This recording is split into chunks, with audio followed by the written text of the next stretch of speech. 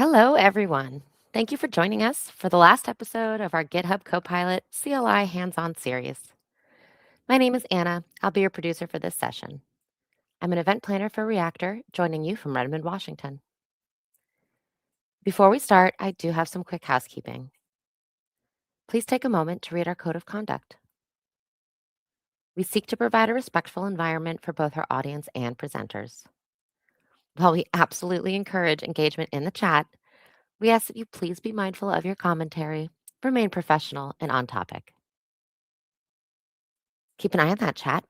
We'll be dropping helpful links and checking for questions for our presenters to answer live. Our session is being recorded. It will be available to view on demand right here on the Reactor channel. With that, I'd love to turn it over to our speakers for today. Dan and Chris, thank you so much for joining. Thank you again, Anna, and welcome back for all of you that have joined us we're on the fourth session. Can you believe it, Chris? We're already through the final one. I'm kind of sad. I don't get to hang out with you weekly now. Yeah, totally, Dan. I mean, yeah, we have to find another excuse to hang out with, each other and Mona over here. So yeah, she's I don't know if she's a he or a she, but anyway, very cool plush swag. I don't know if you have one, but. Very nice, very nice. Well, we are, as I mentioned, we're on our fourth session, and today we're going to be focused on MCP with Copilot CLI. Lots of goodness here. Before we dive in, my name is Dan Wallin. I'm a cloud advocate at Microsoft. If this is the first time you're joining us, welcome. The other sessions, as Anna mentioned, are recorded, so you can definitely get to all those from the same registration page if you want to go back and review. Yesterday, we covered skills. Last week, we covered agents. And then before that, we covered some of the slash commands and other things you can run. So there's a whole walkthrough you can do, and we'll have a link for you here in just a moment that if you are playing catch up, we'll have a nice course you can go through. So with that, Chris, you want to introduce yourself? And then the other thing, give me your kind of 2 cents on what's MCP to you, how do you use it, those type of things. Yeah, totally, Dan. Hey, folks, my name is Chris Noring. I have the pleasure of working with Dan on a daily basis. Been at Microsoft now for almost 8 years, so 2 more to an even bigger crystal, right? Yeah, so my take on MCP is that it's all about extending your capabilities. If you tuned in yesterday, you should have seen us working with skills, and that's a fantastic way of extending yourself, but also do so in a repeatable fashion. But MCP is, in my book, one of those tools that you definitely need to add to your tool belt, right? Because these are features that you have built or someone else have built, and you can configure the CLI to use them, right, Dan? Absolutely. You're going to see, I think if you're new to this, a lot of people call this sort of the USB-C of AI. And it's not a bad analogy, because if you think about your computer, whether it's laptop, desktop, whatever you use, tablet, a lot of times when you need extra functionality, like I need to get these files, nowadays I would argue we probably just go download them from the cloud somewhere, but you could also put them on a USB-C stick or USB stick, whatever it is, plug that in, and boom, you have access to whatever's on that USB. Very similar here. A lot of times with our AI systems, there's these other systems, we have tons of them at work, where we need more context given to the AI. And so like Chris has this API that's super useful at work. Well, my AI doesn't know about that, right? My Copilot CLI doesn't know about that. You could be using Claude, it doesn't know about that, or ChatGPT, it doesn't know about that. How do we bring that context in? And that's what we're going to be talking about today. So with that, let's dive right in here. And we're going to be using Copilot CLI throughout. As with the other sessions, we'll do a lot of live demos here along the way. And so really, if you're new to this, all you need is Copilot CLI. And then to be logged into it. And we'll have some instructions here if you're new to it. If you go to the bottom links there, I'm going to be on the github.io/Copilot CLI course. Those that have been here, and this is your 4th time, you're probably like, Dan, you've told us this 4 times. But if you are joining us, first time, then this is where you can go. The other one is on Awesome Copilot. And Awesome Copilot has a bunch of things. It has skills and plugins and all these cool things you can add to Copilot CLI. And the course is also available there. So you kind of have two options. But I'll be using the first one there, github.io or gh.io link. And let's dive right in. So as mentioned, today is going to be all about MCP. We do have a chapter in the course. There's a last one. We'll see. We added a taste of, Chris, because we're not sure if it's going to be like a snack or a full-on meal. It just depends on time. Yep. So we'll see how that goes, but that will be in the course as well if you want to go through it. But you're going to see throughout today, over the next hour here, that Copilot CLI, first off, Chris, it has some stuff already built in, right, which is nice. Mm-hmm. And there's also stuff that we're going to show you how you can get it installed into Copilot CLI. And it's very easy to do that, actually, especially easy these days. So let me dive on over to the course. So here's, again, if you're coming for the first time to this session, here is the free GitHub Copilot CLI for Beginners course. And we're going to be on the last two chapters will be the focus, but mainly chapter 6 here.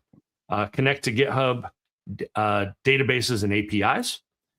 And what's so cool about this is I think GitHub is a great example of this, right? We all have, you have issues, you have PRs.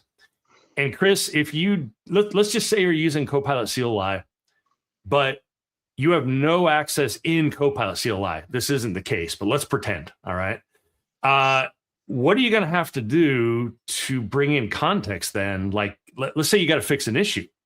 If you can't get to it directly, what are you going to probably have to do?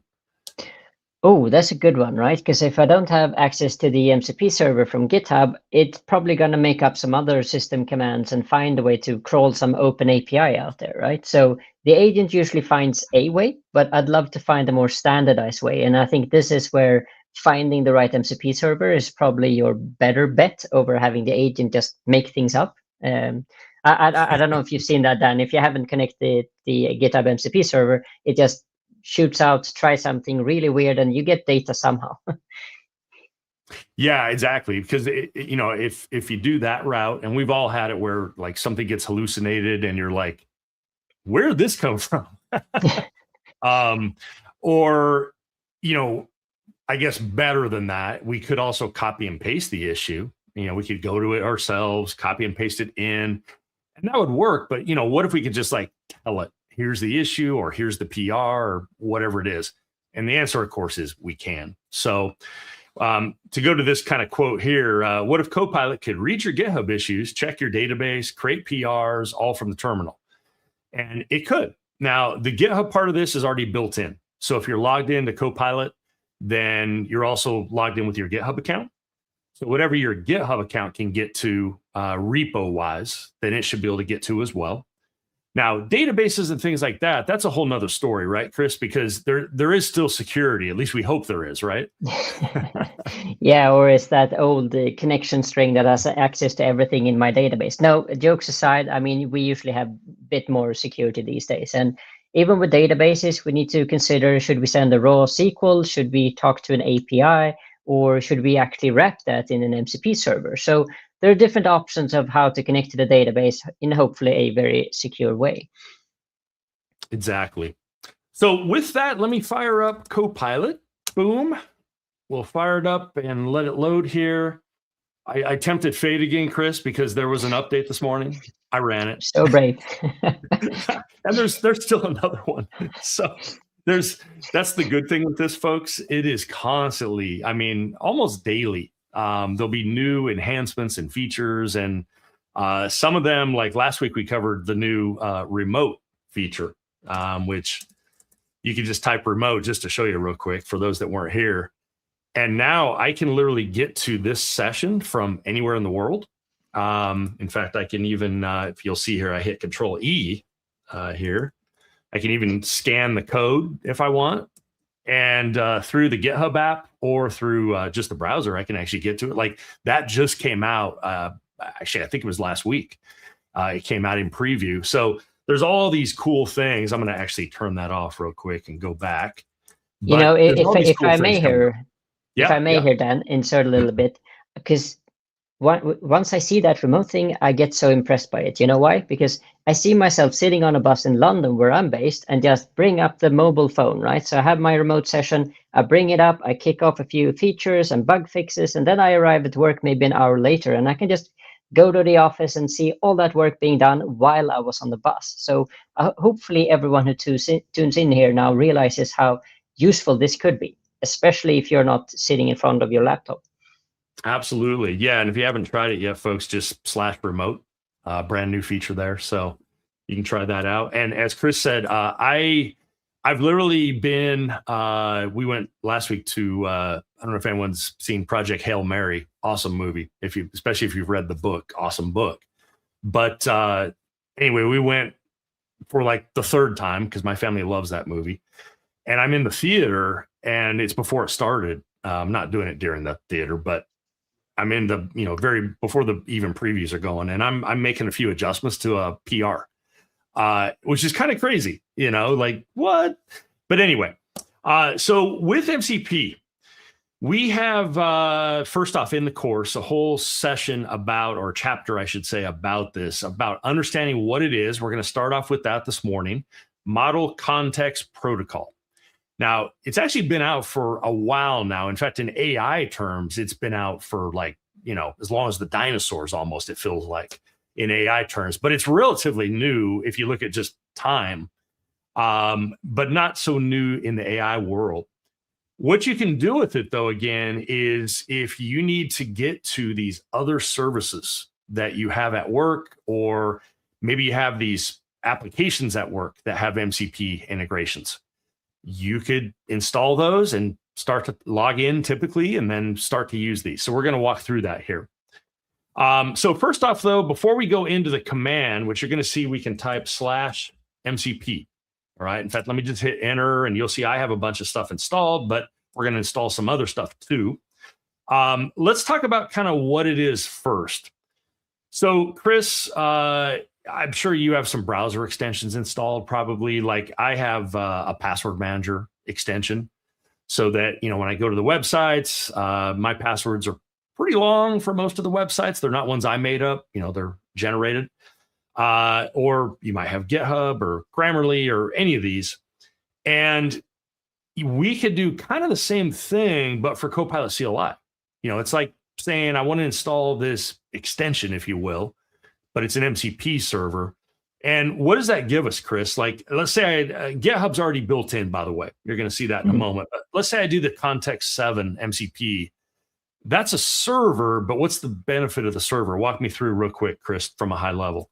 Yeah, totally. So normally when you add an MCP server, you get one of three things. The protocol supports having tools, resources, and prompts. So the idea is that this is a protocol built for agents, right? Which means that they have an API to call, that's a tool. They can also call and bring in some static context, that's resources. And it could also bring in guidance, like prompts that says this is the best way of using me as an MCP server. So with Context 7 specifically, it brings in documentation based on what version of a certain library or framework that you're on. So without it, you could get something from version 114 when you actually want 120. So without Context 7, you're going to have a really bad day, because you're going to fix code that's probably broken or too old for you to use, or might even have security vulnerabilities and whatnot. So excellent choice of MCP server, I would say, in the first place. And I think that's even default, I think, for GitHub Copilot in the editor. But yeah, I also wanted to call out to some amazing comments we have from our dear listeners today. They mentioned that Blender MCP is something that they use so to create graphics from the either the CLI or VS Code. So please keep these tips coming, and please educate everyone around you, because there are some great MCP servers out there, right, Dan? Yeah, and in fact, if you are already using some MCP servers, drop those in the chat so others can kind of learn about those. And because we only have an hour, so we're not gonna be able to cover everything. But I just had to do something in Blender, and I'm gonna have to admit, this one I had to do it manually because it was a little tricky. And I'm not a Blender expert, by the way.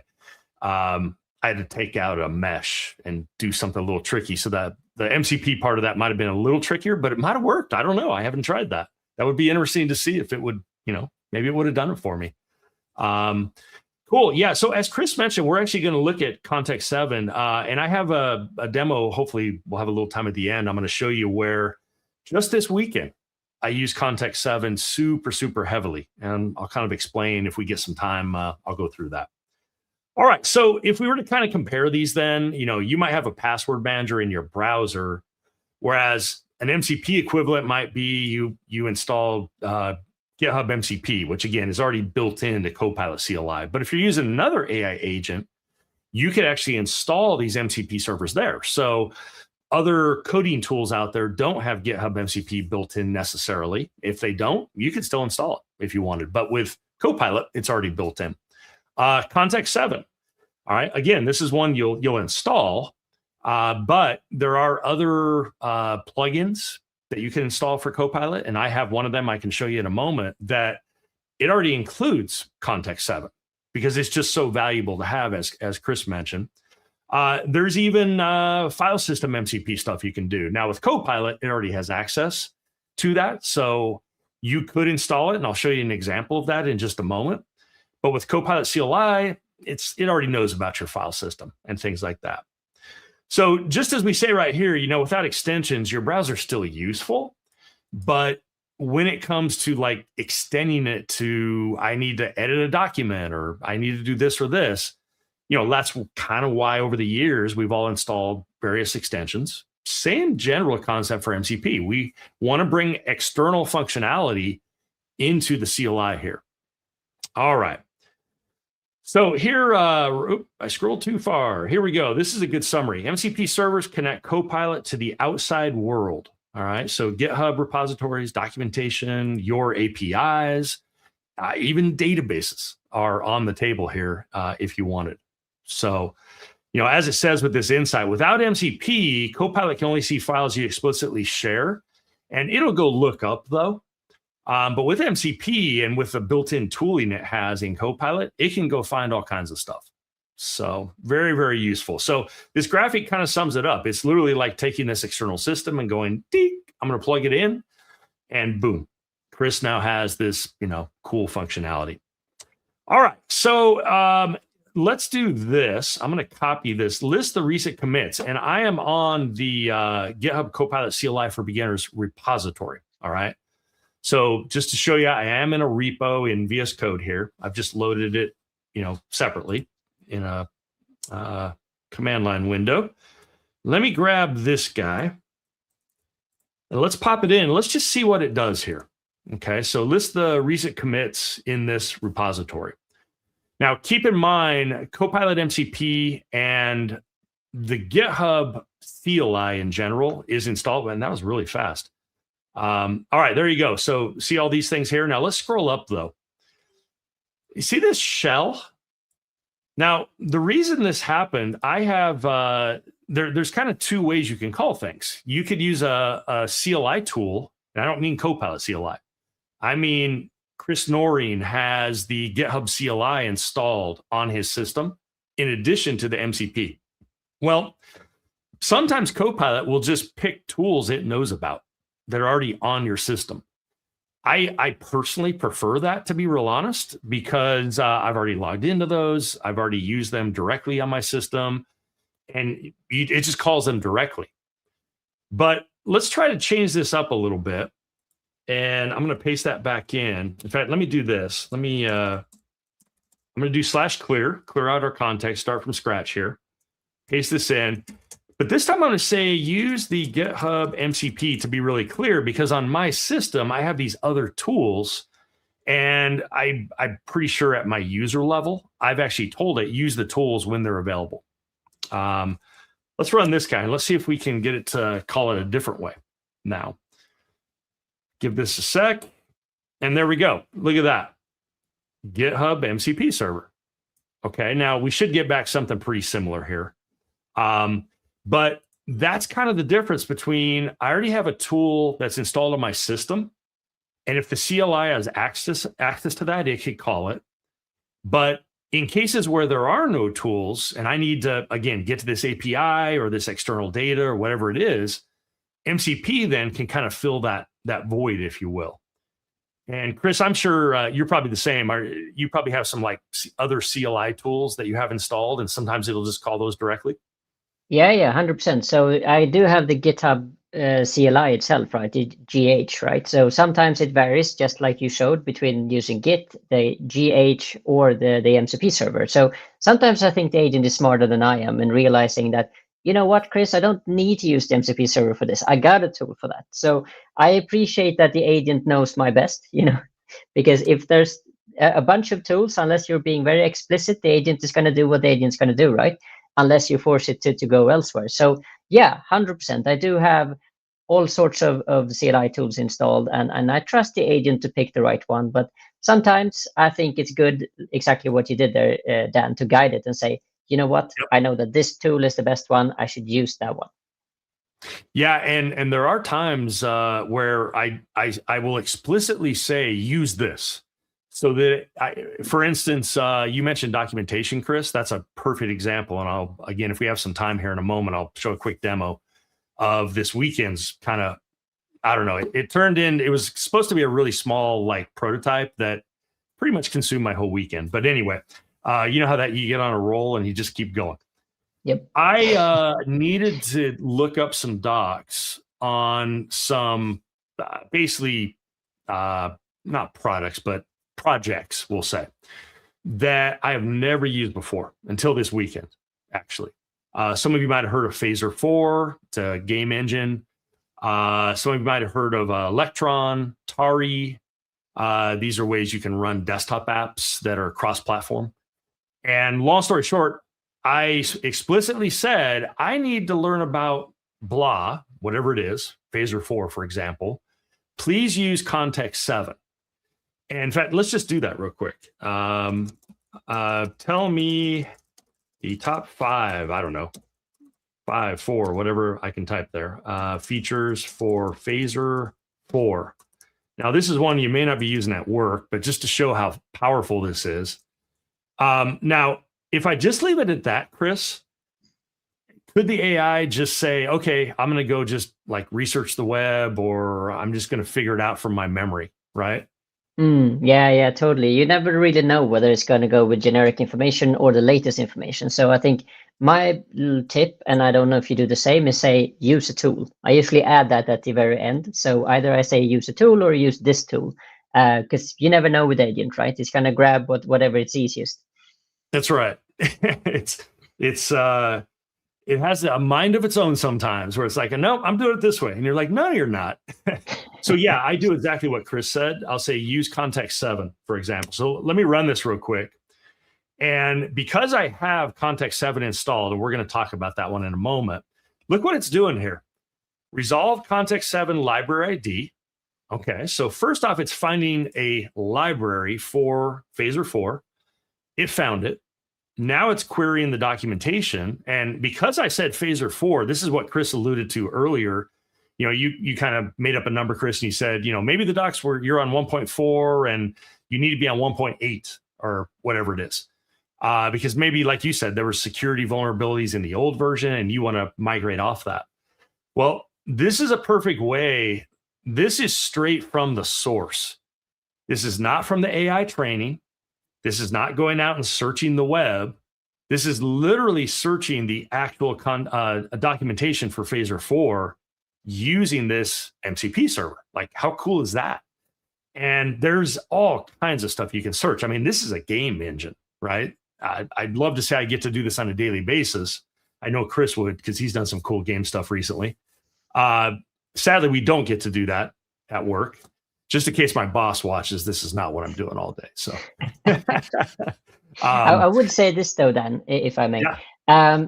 TLDR, too long didn't read. So I do read and write books, as you know, but when it comes to solving problems, I just want this little short piece of what are your latest features? How do I use this thing?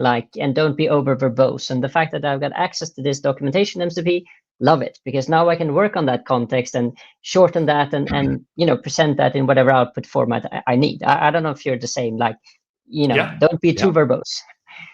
No, exactly. Which is like in this case, I said, show me the top 5 features. Or if I'm looking up a security thing, show me the top 5 issues you're aware of with this old version that we need to fix.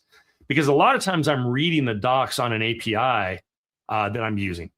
And, maybe you're integrating with Stripe, for example, for payments. You could use Context 7 to figure that out. And it's immensely helpful because now instead of the AI guessing, it has like grounded source that actually is correct, instead of sort of saying, I think that's right. And you probably all have that thing where it, maybe even an AI agent generates some code and you're like, that package or that method or whatever you're calling doesn't even exist. Like it just made it up. With this, it really helps it. So while I'm here, let me just show you real quick then. So this turned into, I've been wanting to build something that while your agents are running, you could actually like play a little game if you want. Because a lot of times, I don't know about you, Chris, but I'll have multiple agents going. And I need to stay on top of those, but sometimes they're busy for, multiple minutes. They're doing code reviews, they're researching something, they're writing code. And so sometimes you're at a point where like, okay, I can step away from the desktop, which I'd argue is probably a good thing. But I just want to have fun sometimes. So I'll show you an example real quick of what this kind of looks like. So this is an overlay that you can bring in. I built this over the weekend. And all right, the bat got me. So it's kind of Mario-ish, but I couldn't use Mario. Fill in. Obviously, I'm not very good at this. I'm not paying attention as I talk. So, all right, this is already going. All right, you need to restart. So we have that one. There's kind of a Galaxy Blaster. And so the idea here is you can kind of play it on top and then you hit escape and then boom, I'm right back in and now I can start working again, but I can still see what's going on with my agents. Kind of fun. Last ones to show you. This one, some of you, I don't know why it did that. Some of you might recognize this one. I'm about to die. But, kind of fun. And then there's one more that just submitted. John Papa submitted this one. So you can do this guy. So all this was Phaser 4. And then the engine here that's running all this in transparent mode is Tari, it's called. It's kind of like Electron, for those ever heard of Electron, but it's built with Rust. I had never done Tari. I hope that's how you say it. Yeah. Do you know how you say that, Chris? Have you ever heard of that? Tari? One? Yeah, is it Tari? I'm not sure. It's T-A-U-R-I. I guess you call it Tari. But what I did to build this out, because I've never used these before, right? Phaser 4 I had not used. I had not used Tari. I had not used Electron. I started with Electron. Is exactly this. I went in, I need to build an app with, transparent background using Tari, tell me how, use Context 7 or something like that. That's literally what I did this weekend. And that then grounded it in the context it needed. And then it was able to figure this out and write all the code. And for those that are interested, I'll drop a link in here to where you can kind of get the code and the website and stuff like that. Because this was a fun one. This is 100% GitHub Copilot CLI, by the way. Even the website here. This was all GitHub Copilot CLI right here.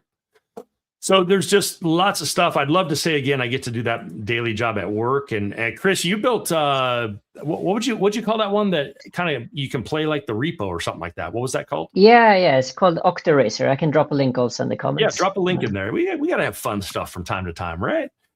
So anyway, that's an example of literally using MCP to build an app where before Friday night, I didn't know some of these technologies, like hadn't worked with them before. But, granted, I spent pretty much the whole weekend. I got kind of sucked into it. And it was able to tell me how to do all this because of these type of things with the Context 7. So, all right. So with that, let me clear the context again. Let's start from scratch. So there's my context right now. It's not too bad. But let's clear it. And let's run this MCP show. And Chris, let's talk about kind of, what's out there. So if I run MCP show, you're going to see that, for instance, I have a Unity one. This is Unity 3D. There, somebody mentioned Blender. Well, there's one for Unity 3D games. I have a little side project I'm working on that right now. Now, that one you'll notice is disabled because the one I'm using, I'm going to switch to use the official one. When I started with it, this is a community one, which works really well, by the way. But you'll see it's disabled right here. Okay. In fact, these ones with the check mark, these are all enabled. Here's one where I can literally get information about my work emails and Teams and stuff like that. It's called Work IQ. Very cool. Microsoft Learn. If I want to get docs from Microsoft Learn, I already have that built in, or I could use Context 7 in that case, but this would go right to the source. I have some Azure stuff. At the Azure one, actually installed Context 7 because I installed a plugin for some Azure features, and that installed Context 7 there. And then there's some others down here. Here's the GitHub one that's built in. This just comes with it. The IDE one, the computer use one, those are obviously built in. Now, what's cool about this, though, is watch this. MCP search. Now, this is going to go out and tell me from the MCP server registry that GitHub kind of maintains, hey, here's some of the ones we have. Now, that one we already have, so we're good. But there's the official Unity one. Like, I could just hit enter. Firecrawl. I want to go search the web kind of officially in a really well-designed web search way that works well with agents. Boom, you can get to that. Desktop Commander, and these are the built-in ones. Now, I'm going to go ahead and install one called Chrome DevTools. And have you used this one at all, Chris? The Chrome DevTools? No, I haven't. So I'm kind of curious to see, but I have used Markdown, and I love that one because I can just grab any type of file, turn that into text, and then the agent can reason on it. But yeah, let me see the Chrome one. Yeah, well, while we're at it, the Markdown is awesome, as you mentioned. So as you can see, folks, convert various file formats to Markdown. And like Chris and I, a lot of times when we're doing blogs and things like that, sometimes it depends on the blog source. Sometimes they just want you, like you can take a Word doc and just copy and paste it into a visual editor. But a lot of times, Chris, we have to provide Markdown, right? Yep. And yep. This is super helpful. Yeah. Yeah, let me demo this one real quick. Let's do it. So we're going to install that. Now, a lot of times after you run this, let me show you a little trick because it says it was installed successfully. What I have found, and you know, who knows, because I just updated too. Maybe I don't need to do this, but I almost always will do this. I'll do MCP reload. And that makes sure that whatever I just installed, that Copilot now has access to it, because just because something's installed doesn't mean it's been loaded into the runtime of it, I've found. So I'm going to hit MCP reload. And all right, so notice, I don't know why it's saying that, but notice MCP servers reloaded. I now have 8. I had 7, obviously. Now let's do this. Open up github.com. Let's say using the Chrome DevTools MCP. Let's see if we can get this to work. I'm hopeful. Fingers crossed. All right, it's looking good. So look what it did. Navigate page. Now, Chris, you mentioned earlier, because I asked you the question when we started, we have MCP servers that we install, right?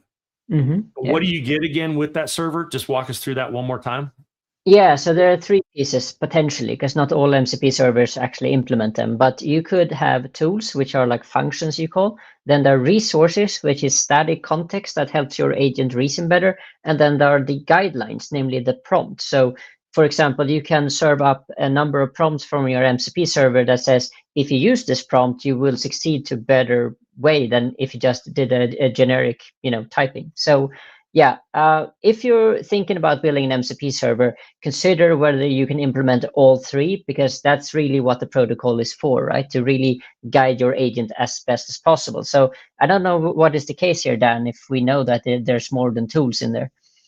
Yeah, I don't know either. I haven't looked at their implementation, but it's definitely some type of a tool, right? And it's called navigate_page. And it's just built into the MCP. So when Copilot CLI, since it's now registered with Copilot CLI, when it starts this up, it now knows about all those tools, all those things Chris just talked about. Like those are available now. And so when I said open up github.com, Copilot CLI and the LLM behind it goes, all right, do I have any tools that like work with web pages? And it goes, oh yeah, I have navigate page. And there would be a description as well. Very much like yesterday when we covered skills, right, Chris? We had the title and the description. So let's go ahead and now it's going to prompt me, do you want it to this tool to run this? The type is a URL and here's the URL. Well, yeah, I do. I'm just going to do the first one. Yes. And notice what just happened here. It just opened. And what I'm going to do just to make it easier to switch between them is I'm going to move this over.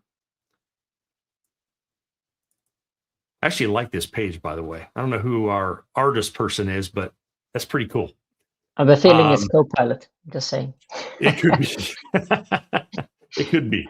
All right. So it says navigate successfully. Now, if that's all it did, okay, not a big deal, right? But how many have gone into Edge or Chrome and you go into the DevTools, right?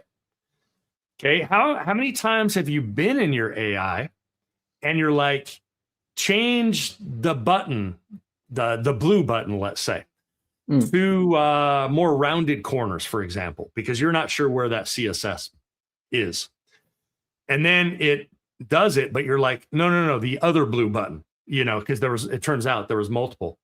Well, a lot of times you can avoid that back and forth and the screenshots and all that by using the Chrome DevTools. Well, that's what this will do. So, for example, let's try this. I'm making this up as we go here, so we'll see. All right, let's close that. And let's go back and let's say change. Oh, did it not? I didn't copy it right. Hold on. Let's try that again. We'll do multiple Command C's. That always works. There we go. Change the feature of building happens together. And of course, this will just be a local change. To GitHub Copilot CLI is awesome. All right, let's see what happens here. And so again, this is an MCP server that knows how to interact with Chrome. It actually communicates, and there's one for Edge, and there's probably one for others. So it says done. Did it work? Look at that. So nice. We're literally interacting with the web page. Let's take it a little further. We have sign up for GitHub.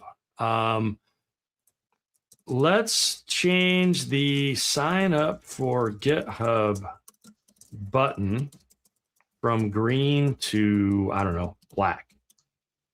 Let's see what happens here.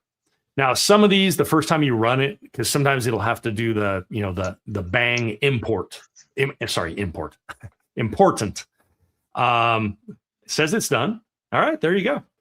So what's different about this than just giving it a web page is that you can literally give it access to the console and say, go check the console. I have these issues. Or what CSS class is used to change like this button right here. And because it has access to the MCP server, it's literally like you going in to the Chrome DevTools. And then, usually I would do this guy, and then I'd click on that. And then I'd come down here, and it looks like there's a canvas wrapper, and there's all this other stuff down here. Well, now I can just do it right through Copilot CLI. Dan, I have to say, I see a very interesting recipe for a skill, actually. So imagine you're a developer and you want to say, hey, do you want a big button, a small button, a red button, or a blue button? Then you could actually write a skill for that. Then you can call this MCP server and just say, do these changes, take a screenshot per change, and then show me or show the product PM. Totally can do that. Great, yeah, great. Especially if you find yourself doing it over and over, right?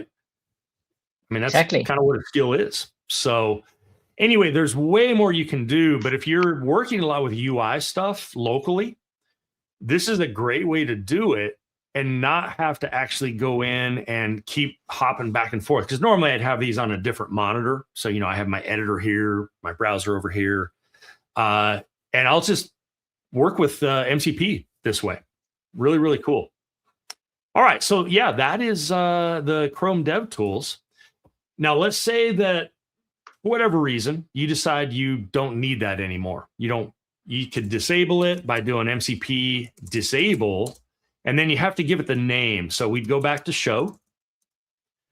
I'd come up to here. This is kind of wrapping. So let me just grab as much as I can. All right. So I need to add, pretty sure it's missing an L in there somewhere. It's because I'm so crammed here. Yeah, there we go.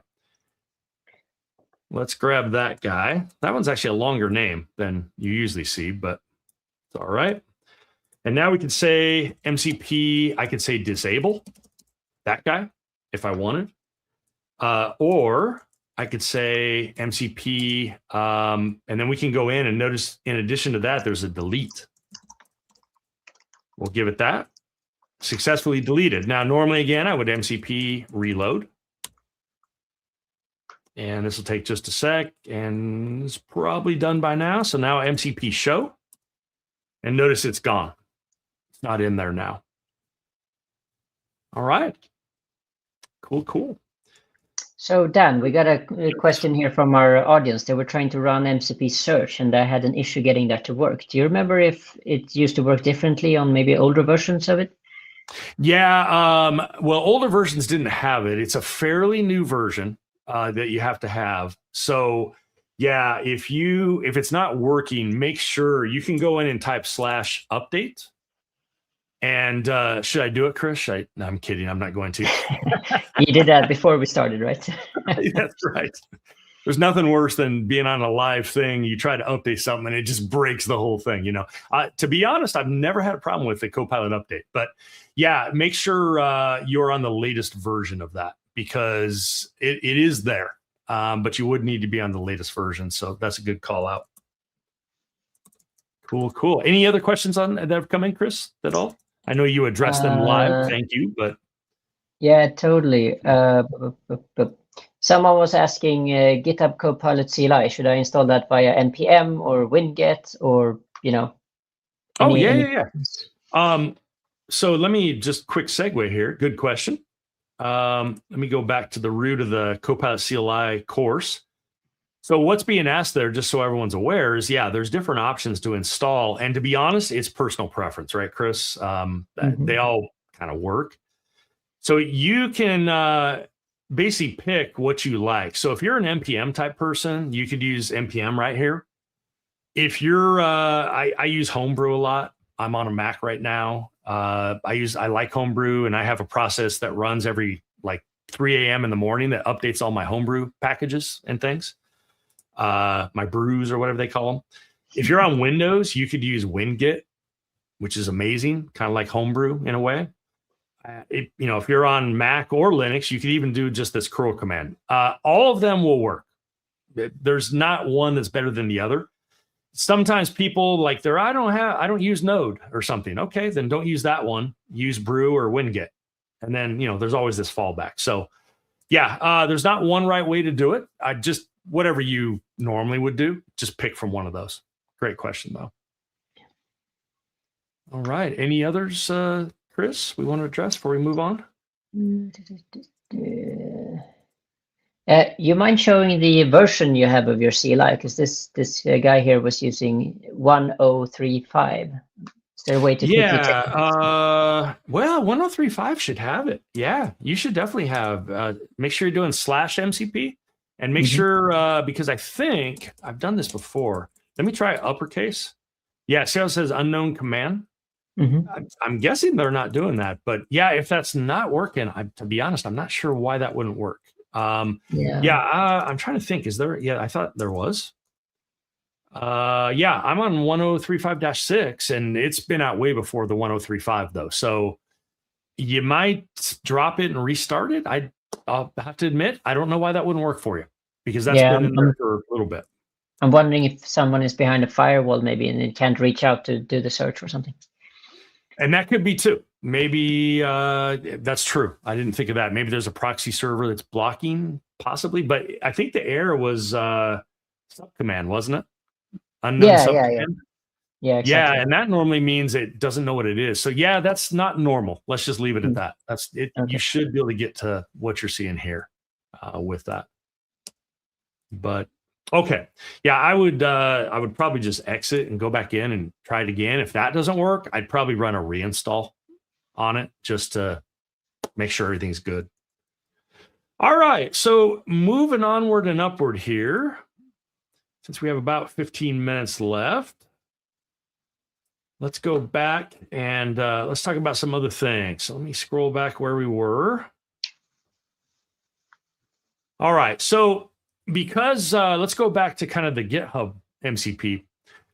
As mentioned earlier, I asked Chris if there was an issue out there, Chris, and you didn't have access to GitHub MCP, what would you do? And pretty much the answer there is you'd have to go to the issue, copy and paste it in, and then, do whatever you do there.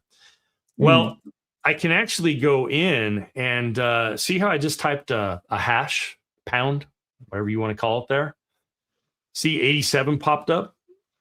Fix formatting in README 4, and this is a PR. So because I'm in this repo, all right, here's the repo. And have all my Git and all that, going. I can actually get directly to PRs first off, but I can also go in and I think all the issues have been cleared because I just looked at that yesterday. Yeah, so they have. So if I say, show me the issues for this GitHub repo, then there aren't any right now. But this is where it'll either call the local CLI tool or it'll call the MCP. It called the MCP here. You'll see. No open issues found. The repo is issue free. Let's celebrate. We should have some cake. Would you like me to check closed issues instead? Yeah, sure. Let's just see what it shows here because there were a couple I just closed, I think, yesterday. So now it's calling the GitHub MCP server. And yeah, this was a good one someone submitted. Missing guidance to exit Copilot CLI in bug fix workflow because we had them run something outside in the terminal, but we didn't tell people to exit. And I was like, okay, that's a great call out. Add Copilot remote. This wasn't actually an issue. This one, we have an automated process that goes and checks the change logs. And then it will submit these to kind of figure out new updates. And this is that new remote feature we talked about.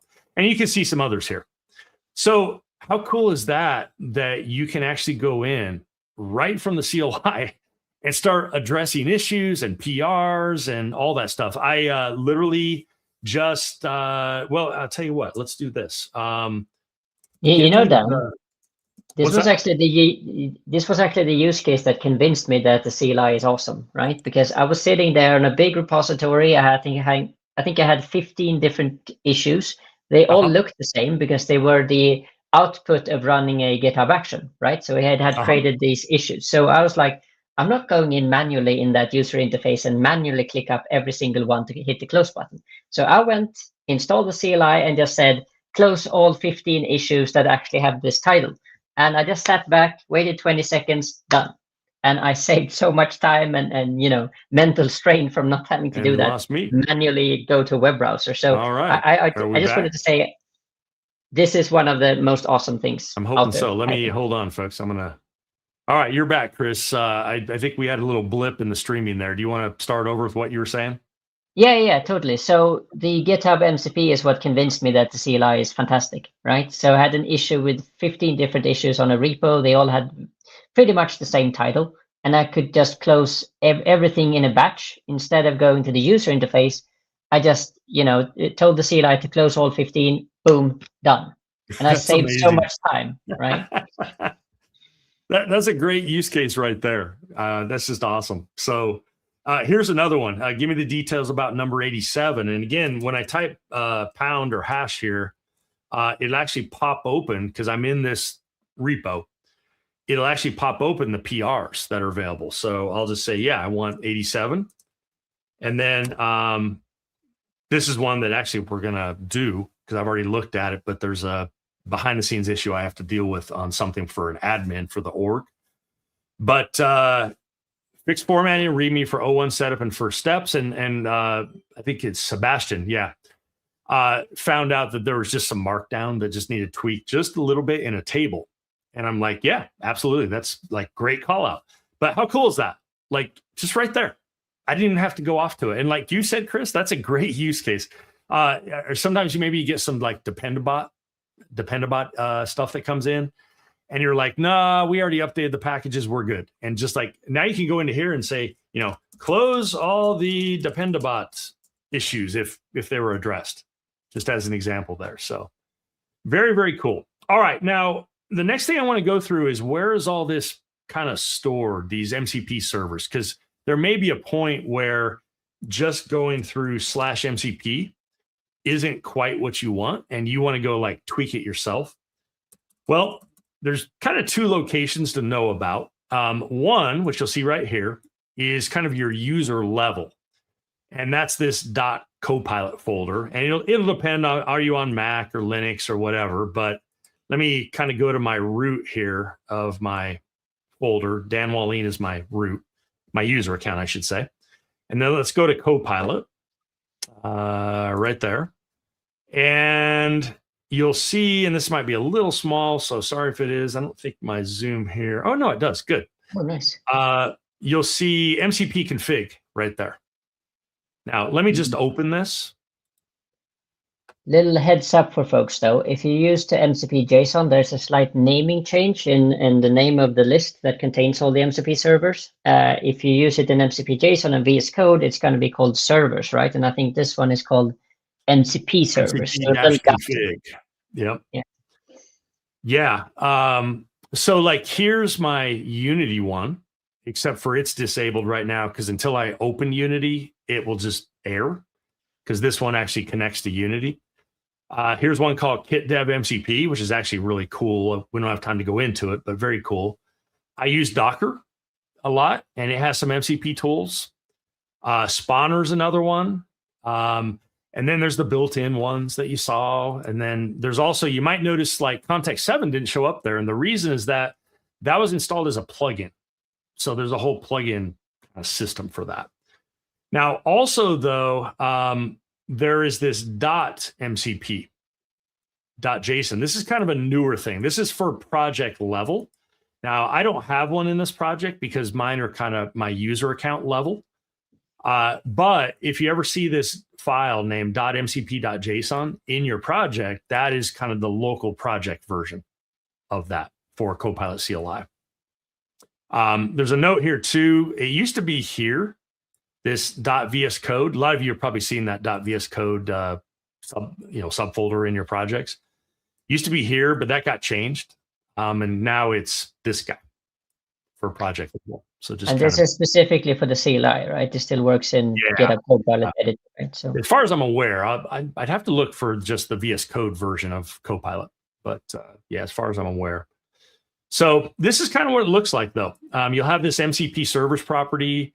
Then you have that name of the server, and then there's multiple types. It could be a local one that just runs with npm, npx. It could be HTTP. A slightly older thing is called SSE, server-side events. That's another type. And those are the main ones that you'll see. And then it just has all the details on how would Copilot know to call that MCP server. So that's kind of what it looks like. Just a quick call out here. You did tool star, which I think allows for all the tools to be used, but you could totally go in and I think comma separate each tool that you want to allow for, right? You can. Yeah, and that's a good call out because maybe for work reasons, you're locked down to certain things you can and can't do. So you'd have to know the tool names, of course, as Chris mentioned, but this is saying allow all tools in, whatever the server is, the MCP server. And I would argue for a lot of things like the GitHub one, you want access to everything pretty much. But if there are cases where, you want to lock it down, then you can. Just like you said, Chris, comma separated list of the tools. There's actually a very good use case for this one. So file server, for example, that one has full access to your system, and you should definitely fill in a configuration there if you can, to just say you can only access c:temp, for example, right? So you don't want it to be everywhere and do everything. So yeah, when you can configure, I think you should. It's my general. I would agree. Good, just best practice security, right? Especially when it's touching files, if you have one like that, like you said. In fact, speaking of that, here's file system server. Let me just show that real quick, what Chris was talking about. And see how the star is right here? Well, that could be good and bad. It's good from the standpoint it's allowed to run whatever tool it wants. It's bad for what Chris said, because do you want it getting access to certain folders on your machine? Do you want it to delete certain things? Probably not. So you do that, yeah. Yeah, totally. If you're really worried about the file server one, you can run that in a Docker container, right? So good luck trying to, delete my file system if you only have a container. That's so right. Yeah. Which, speaking of that, that's a good call out real quick, Chris. Just a quick segue here, folks. When it comes to Copilot CLI, for instance, I know, Chris, you're a big fan of, and I am too, of code spaces, right? You can run Copilot CLI in a code space, and then you're in that isolated, sandbox, if you will.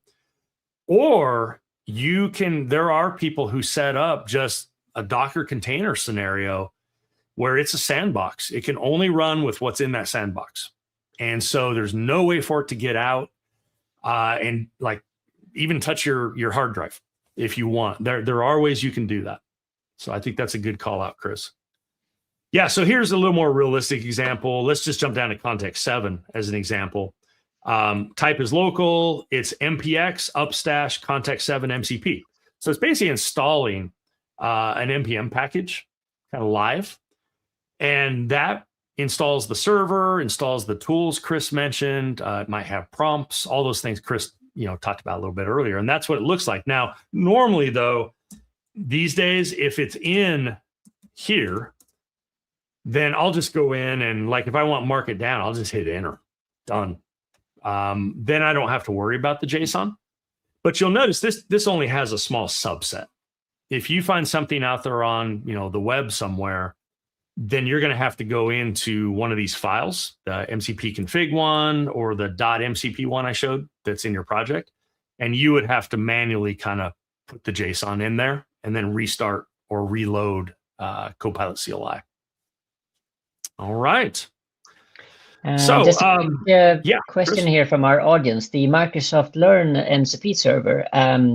So the question was, how do I install that? And I think there are two answers, right? One is that you can search for it and have it installed that way. And I think the other answer is to actually go to its GitHub page and grab the URL that's in there and start manually editing the JSON file for it. Yes. In fact, we have, since we're getting close to the end here, let me see if I can find that real quick, because I know we have it. I think it's in here. Yeah, right here. Microsoft Learn MCP. So, like, if we had this installed, I'll go to this link here in just a sec. How do I configure managed identity for an Azure function? Search Microsoft Learn. Well, if we have which I do have, the MCP server installed, I didn't jump to the right spot there. All right, well, I have to figure out why didn't that jump. Let me copy this link, and it might just be we got to fix that. I don't know. Let me see here real quick. Yeah, it's just because I was in the other one there. So, yeah, I'm going to have to, it looks like I need to fix that, actually. Okay, well, we could search, let's just search real quick. Microsoft Learn MCP server. And as Chris said, because there's a whole documentation page. This is kind of meta, Chris. You go to Microsoft Learn to install the Microsoft Learn MCP server. But it has the use cases, the requirements, limitations, next step. How do you install it? Here's the repository I think you were referring to, Chris. Yep. On how to get it going. There it is right there. Yep. So we could literally just go copy and paste that into the appropriate spot. We would just grab this part, by the way. But if I wanted, we could go back to where I was here. and come on down. And normally I have this installed, so I'm not sure why I must have done something at some point, but it would be, something like that. Now notice this type is HTTP. There's no MPX call here or UV call. Sometimes you'll see UV for a Python one. So I could basically do that. In fact, we should have it now. That should be all I'd have to do. Let's try MCP reload. Oh yeah, nice. And we'll wait a sec. And then I think it's done. Let's do show. And well, I think I already had it actually. Now that I said that, I might have it in a different spot, but yeah, there it is. I do have it. So now we can go in and, do what you saw back here. How do I configure managed identity? Search Microsoft Learn. Let's just plug that in real quick. And hopefully this will invoke the MCP server. If not, you could say, again, use, Microsoft Learn MCP, but it did. See that right there? Yep. Pretty cool. So kind of like Context 7, but even more specific because now it's really like honed in, if you will, on just the Microsoft Learn content here. So let's see what we get back. Managed identity for Azure functions. And there you go. So it even gives us some commands we can run and how to grant and, all that fun stuff you could do. Pretty cool. Reminds me of these man pages, like you try to do like some manual stuff in Linux. Yeah. Well, and now that it has this context, Chris, how many times have you gone, okay, make it happen? Because now it knows what to do. And it's like, all right, do it. And then it can run those commands behind the scenes if you need to set it up. So yeah, I have another favorite on that where I say, explain to me like I'm 5. That's also my favorite because I don't feel ashamed of saying that because I'm talking to an AI, right? Oh yeah, for sure. I do that all the time. No, all the time. So to wrap up here, we talked about like the GitHub one. We've looked at Learn. We've looked at Context 7. We talked about all this other stuff you can do. Somebody mentioned Blender. All this cool stuff you can do with MCP. It's amazing. The entire workflow, and Chris, you probably see this all the time. I know I do. You might, for instance, start working on an issue, right? Let me make this just a little bigger for everybody on your screen. There we go. So, you start with an issue and then you need to go find some code. And then you need to go, okay, I need to learn about this feature in the docs. So then you use Context 7. Then you have Copilot just say, all right, based on what you just saw, fix this, this issue. Then it generate tests. Then you use the GitHub MCP to create a PR. It's just this amazing workflow you can do. And it really keeps you in the flow. Because, I don't know about you, Chris, but in the old days, I'd be on this monitor because, I'd have the docs over here. And I still do that sometimes. Don't get me wrong. But now I can kind of just do it all through the Copilot CLI. And as long as I have the right MCP integrations, it just kind of magically works. Yeah, totally. And I think my favorite flow these days are just starting with a plan. And for an idea I have the very same morning, right? So I start with /plan, a prompt builds a thing, and then I say, now create a GitHub repo and deploy this to GitHub pages. And then I go and show Dan what I built. I think I've done that to you a couple of times this week. Now, Chris builds cool stuff. He's actually got a little little project going behind the scenes. It's really neat, actually. He was showing me. So all with the CLI. So it's pretty cool. All right, folks. Well, there's, again, as all the chapters have, there is a practice and assignment at the end. That would be your homework here to go through, practice it on your own, try it out. I do want to emphasize, I mentioned I didn't think we'd have time to get to it, but there is a kind of final chapter that just kind of puts all these concepts together. So as a real quick review, because I know we're slightly over now, we started off last week, Chris and I, talking about just getting Copilot going in the first place. What are some of the commands? What can you do with it? How would you debug? How would you write code? Those type of things. Then we went into customizing, specialization, agents. Covered that last week. Yesterday, we covered skills. And then obviously today is MCP. So this kind of just puts that whole thing together in a workflow. So if you're interested in seeing what you can do, I'm telling you, it's worth the time to go through, because once you learn this, it will literally change how you approach things. It's kind of like Chris said, in the old days, if I had a bunch of issues in the GitHub repo, I'd manually have to go in, or I'd have to use the Copilot CLI, or sorry, the GitHub CLI if it was available back then, but maybe it wasn't, let's say. And I'd have to manually close those issues. Whereas with this, Chris is like, close these issues. End of story. Oh, so I think we have one final question we can round things off with, because we are at the hour, right? So there was a question about different transports, standard IO, HTTP, and SSE, right? So what I wanted to say there, for those of you who have never used MCP servers before, standard IO means it runs on your local machine. SSE or HTTP means it's a server that's already runs out there and you connect to it via a URL. SSE is deprecated, so if there's an option to use the HTTP streaming one, choose that instead, so you have all the latest and the greatest. But yeah, so two major different options: run locally on your machine, for example, the file system one, or run it remotely like the Learn Docs one, right? So if you encounter a situation where you try to install an MCP server, you get options to use which transport. It depends on your use case. If this is dealing with information that you don't want to leave your machine, you should probably go with standard IO.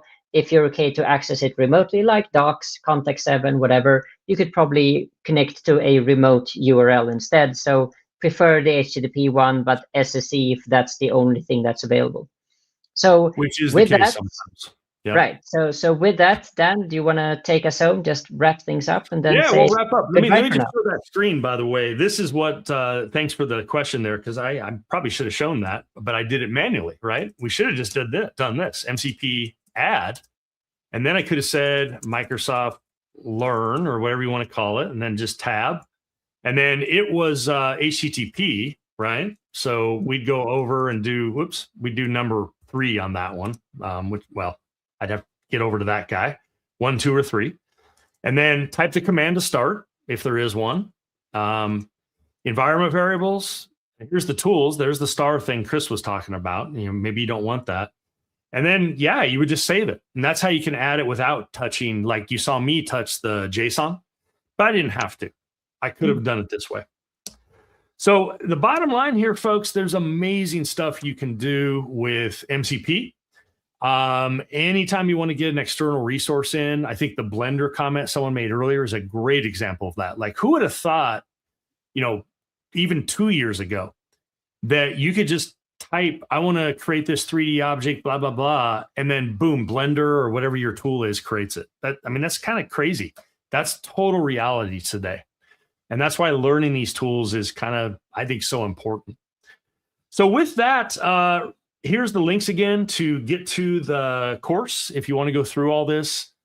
We, for especially those of you that came all 4 sessions, thank you. And even if you just came today, thank you. Thanks for making time. I know everyone is busy, has a lot going on, and there's just so much to learn. I realize in the AI world, Chris and I, we're in the same boat. We're constantly having to learn new things, right, Chris?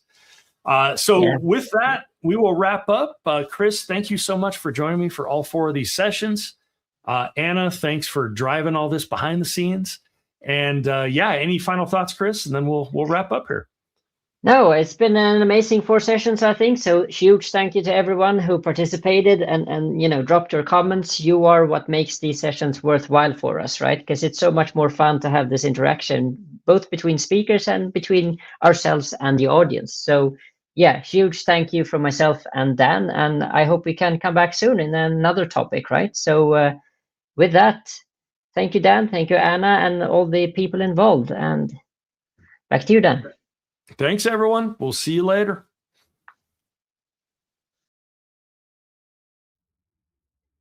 Thank you all for joining, and thanks again to our speakers. This session is part of a series. To register for future shows and watch past episodes on demand, you can follow the link on the screen or in the chat. We're always looking to improve our sessions and your experience. If you have any feedback for us, we would love to hear what you have to say. You can find that link on the screen or in the chat. And we'll see you at the next one.